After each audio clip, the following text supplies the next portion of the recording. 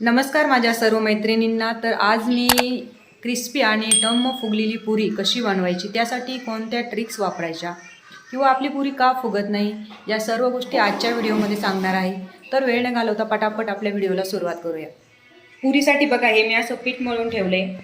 पुरीसाठी पीठ मिळताना आपण जसं चपातीला मळतो त्यापेक्षा थोडंसं घट्ट मळत तरी चालतं. पीठ बघा एकदम मऊसर मी असं बनवलं आहे की ते हाताला लागत नाही आहे, चिकट नाही बनवलेलं. आणि पीठ मळल्यानंतर एक साधारणतः 15 ते 20 मिनटं त्याला व्यवस्थित भिजवू द्यायचं आहे. त्यामुळे पुरी एकदम छान आणि क्रिस्पी बनते. आणि इकडे पुरी लाटण्याच्या अगोदर आपण जेव्हा पीठ मळतो तेव्हाच तेल तापायला मी ठेवलं होतं. आणि पुरी फुगण्यासाठी तेल हे प्रॉपर तापलेलं पाहिजे. त्यासाठी तेल तापलं की नाही हे आपण बघायचं आहे. तर मी पुरी लाटून बघूया आपण.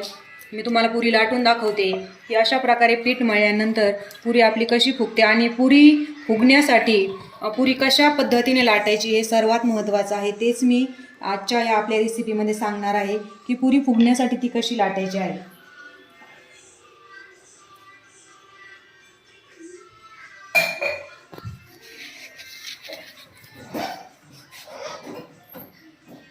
आता ही जी पुरी आहे तुम्ही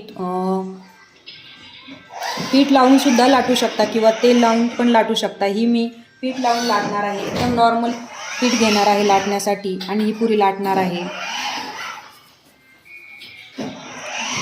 असा एकजीव करून याचा उंडा बनवायचा आहे. त्यामुळे आपल्याला पुरी व्यवस्थित लाटता येते. अशा पद्धतीने मी पुरी लाटण्यासाठी उंडे बनवून घेतले आहे. तुम्ही पुरी किती मोठी बनवायची त्या साईजने उंडे छोटे मोठे बनवू शकता. आता बघा, पुरी लाटताना अशी अंग पलटून लाटायची आहे. त्यामुळे पुरी छान फुगते. प्रत्येक वेळेस जर तुम्ही अशी पुरी पलटून लाटली तर ती खूप छान फुगते. अशा 4-5 पुऱ्या मी तुम्हाला लाटून दाखवते. आणि पुरीचे काठ पण व्यवस्थित लाटायचे. पुरी लाटताना खूप पातळ किंवा खूप जाड अशी पण लाटायची नाही. मीडियम साईजची पुरी लाटायची आहे. खूप जर पातळ केली तर ती कडकण्याने कडक होते. त्यामुळे अशी मीडियम साईजमध्ये पुरी लाटायची आहे.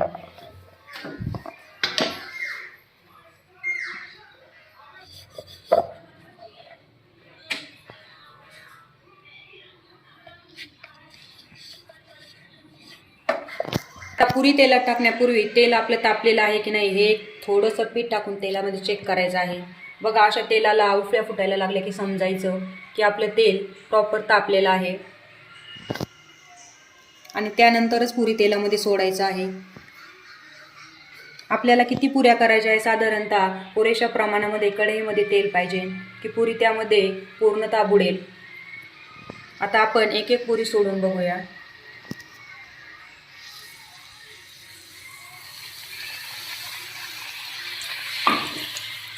बघा, आपली पुरी किती छान मस्त आणि टम्म फुगली आहे.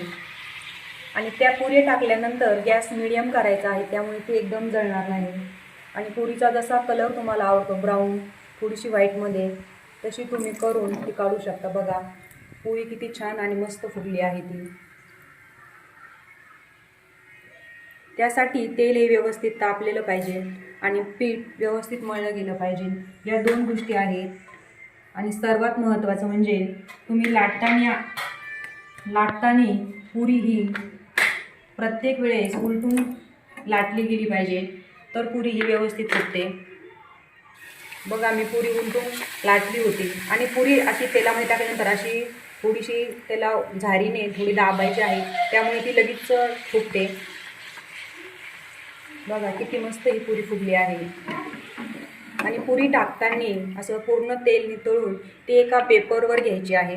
पेपरवर घेतल्यामुळे काय होतं की राहिलेलं तेल ते पेपरला लागतं आणि पुरीमध्ये कोणतंही तेल शिल्लक राहत नाही. असं थोडंसं झाऱ्याने त्याला ढवळायचं आहे आतमध्ये. पुरी लगेच मस्त फुलून येते. बघा,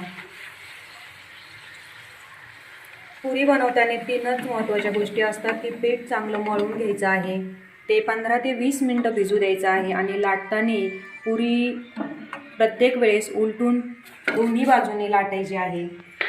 एकाच अंगाकडून न लाटता दोन्ही बाजूने लाटायची. दोन्ही बाजूने लाटल्यामुळे ती दोन्ही साईडने फुगते व्यवस्थित. नंतर तुम्ही गॅस मिडियम करून सुद्धा अशा प्रकारे पुरी करू शकता, परंतु सुरुवातीला तेल हे चांगलं तापलेलं गेलं पाहिजे. बघा अशा पद्धतीने मस्त ही पुरी बनली आहे. ही रेसिपी तुम्हाला खूप सोपी आहे. कशी वाटली कमेंट्स करून नक्की सांगा. आणि अशाच नवनवीन रेसिपी पाहण्यासाठी आपल्या चॅनलला सबस्क्राईब करा.